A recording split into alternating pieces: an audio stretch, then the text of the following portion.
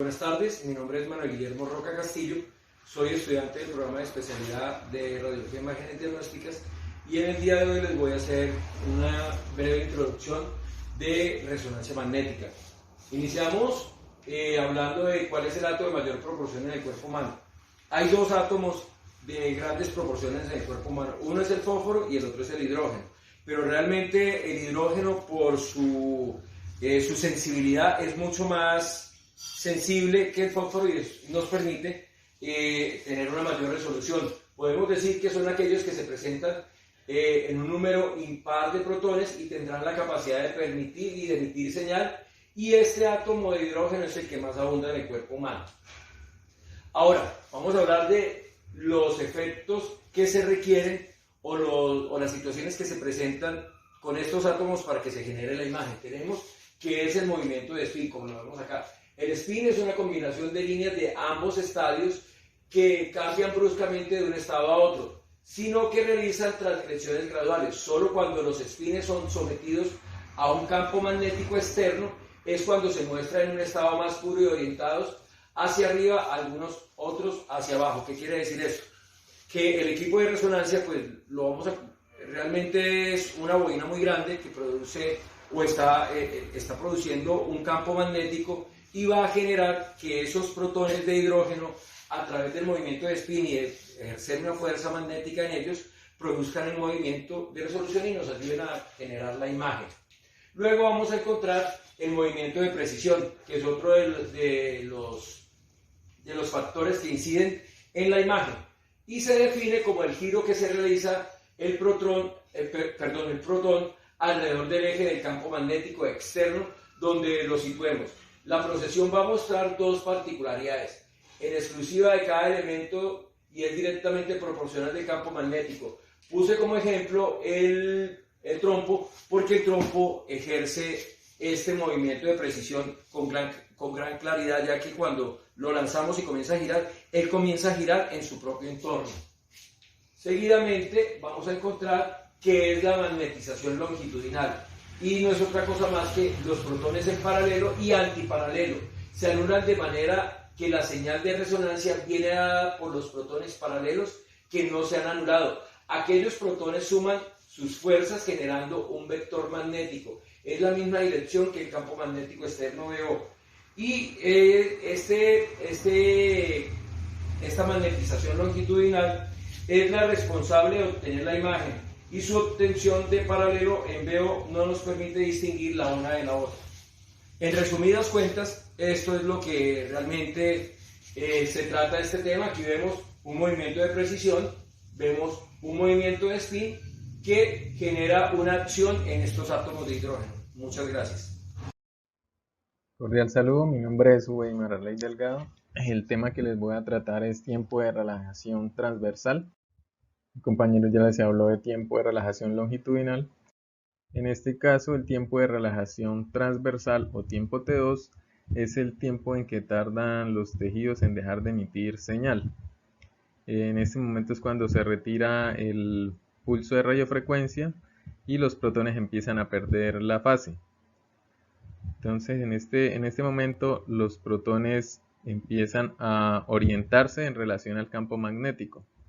Entonces, a medida que se retira el pulso de radiofrecuencia, ¿sí? Entonces los protones empiezan a tratar de orientarse hacia donde está el campo magnético.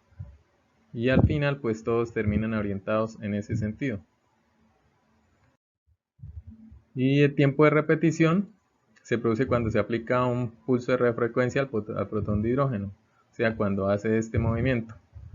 El tiempo de eco se produce cuando se interrumpe el pulso de radiofrecuencia y el protón vuelve al estado de relajación. Muchas gracias. A continuación mi compañera les tratará el siguiente tema. Tipos de antena en resonancia magnética. Las antenas son un elemento fundamental en el resonador porque transforman la señal en una imagen. Entonces vemos acá la antena que incluye el equipo, que es la antena body, y las otras que vemos en la parte de acá son las antenas externas. Esta antena de rodilla es una antena envolvente o de cuadratura. También sirve para resonancias de tobillo. Tenemos la antena para estudios vasculares de cerebro o de cuello. está la antena lineal que es la de columna, y en esta parte vemos para tomar resonancia de columna cervical. Las superficiales como las antenas para ATM, esta también es una de rodilla pero que es flexible. En la parte derecha tenemos la antena que se llama Phase Array, que sirve para tórax, abdomen y pelvis. Tenemos también acá para la antena para resonancia de mama y resonancia de cerebro. Les voy a comentar ahora sobre la función de los medios de contraste en resonancia. Entonces, el medio de contraste es gadolíneo, que una vez que se inyecta se distribuye por todo el torrente sanguíneo, incrementando la señal de las estructuras normales de las patológicas. Luego de esto, entonces, se acumulan las células patológicas, aumentando la señal y dando un mejor detalle para un diagnóstico, por ejemplo, en los tumores e infecciones. En la parte derecha vemos una resonancia de cerebro en un plano coronal, donde en la línea media vemos unas estructuras o unas masas hiperintensas correspondientes a unos meningiomas. Gracias. Jaula de Faraday. Es una caja metálica que protege de los campos eléctricos estáticos. Fueron creados por el físico Michael Faraday. El funcionamiento de la jaula se basa en las propiedades de un conductor en equilibrio electrostático. Cuando la jaula se coloca en presencia de un campo eléctrico exterior o externo, las cargas positivas, que son los protones, se quedan en la posición de la red, mientras que los electrones de carga negativa es un metal que son libres y empiezan a moverse, puesto que sobre ellos actúa una fuerza. Aquí podemos observar lo que es la fórmula. Sería la E minúscula, E mayúscula exterior. La E minúscula quiere decir que es la carga de electrones. La E mayúscula exterior es el campo eléctrico expuesto. Esta figura simula ser la jaula de Faraday, donde los electrones se hacen a un lado de la jaula, que es denominado el lado negativo. Aquí están solo los protones, sería el lado positivo de la jaula. Vamos a hacer un breve experimento. Lo que sería la base de la jaula. Este sería el cuerpo exterior, el radio. Como puede observarse, se escucha normalmente.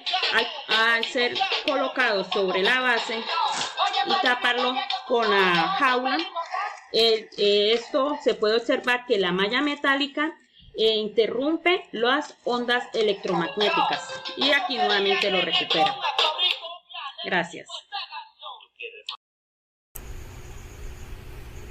Cordial saludo. En el día de hoy le vamos a hablar sobre las secuencias de resonancia magnética, y la primera secuencia es de spin hecho potenciada en T1. Decimos que la potencia en T1 dice que tiempo de repetición y tiempo de eco son cortos. Acá podemos observar que las estructuras están en tiempos de relajación y con tiempos de relajación muy cortos, como el de la grasa. Entonces acá podemos mirar en las imágenes. Dice que la órbita observa una señal alta de sustancia blanca que es rica en grasa. Entonces acá podemos observar todo esto está recubierto de sustancia blanca, que la podemos ver y por intenso, o sea que se ve perfectamente. Eso es lo que la característica de la T1, que la grasa se vea hiperintenso y el líquido encefalorraquídeo se ve hipointenso, o sea que no se logra observar bien. Vamos a hablar también lo que son la secuencia de spin hecho potenciada en T2. En T2 es todo lo contrario, que dice que tiempo de repetición largo y tiempo de relajación largo. ¿Qué es lo que vamos a observar acá? Acá lo que vamos a observar es el líquido encefalorraquídeo, ¿sí? Le podemos observar lo que es todo lo que es líquido, ¿sí? Entonces, el líquido encefalorraquídeo lo podemos observar hiperintenso, y lo que es la grasa la vamos a ver hipointenso, o sea que no se alcanza a visualizar bien. Mirar desde la estructura de sustancia blanca, que es la grasa, a la sustancia gris. Vamos a hablar lo que son secuencias de resonancia magnética en potencia en densidad de protones. Dice que el tiempo de repetición largo, un tiempo de eco corto. Dice que esta imagen de contrastar es directamente proporcional a la cantidad de iones de hidrógeno en el tejido. y vemos que el líquido encefalorraquídeo es señal intermedia y una pobre diferenciación entre la sustancia blanca y la sustancia gris. Lo que podemos observar acá es que el líquido encefalorraquídeo, lo que vamos a ver es hipointenso, ¿sí? Lo vemos hipointenso, pero no podemos ver la diferencia entre la sustancia blanca y la sustancia gris. Eso es la que son potenciación en densidad de protones, y lo que sirve, y pues la verdad se especializa más en lo que es observaciones entre el cartílago articular, ¿sí? Y el líquido sinovial. Esa secuencia es especialmente para ese tipo de estudios. Vamos a hablar sobre las características especiales, especiales de la frecuencia. Vamos a hablar de la inversión de recuperación en STIR en T1. Dice que el tiempo de inversión cambia y de dirección. Dice que se anula la señal proveniente de la grasa. Es útil cuando te interesa analizar las estructuras rodeadas por mucha grasa. Entonces es una potenciación en T1. Lo que hacemos es que anulamos completamente la grasa para poder observar masas, y acá miramos a la izquierda, estamos en la patología, encontramos una masa en la intraorbitaria izquierda. Entonces eso es lo que hace lo que es el STIR, anulación de grasa en T1, y en T2 lo que hacemos es que anulamos el líquido. Vamos a mirar cómo se ve en T2. Dice que y lo que es la FLAIR dice que en T2 dice que es una secuencia potencial en T2 la que se anula la señal proveniente del líquido encefalorraquídeo, y la sustancia blanca se observa de menor intensidad. Entonces pues podemos mirar la sustancia blanca hipointenso, ¿sí? Y el líquido encefalorraquídeo tampoco lo podemos observar. ¿Para qué? Para poder mirar patologías, observar patologías como los edemas. Si podemos observar en esta imagen, vemos una patología donde se ve que la señal súper de gran intensidad, o sea, hipointenso de la patología, un edema. Muchas gracias.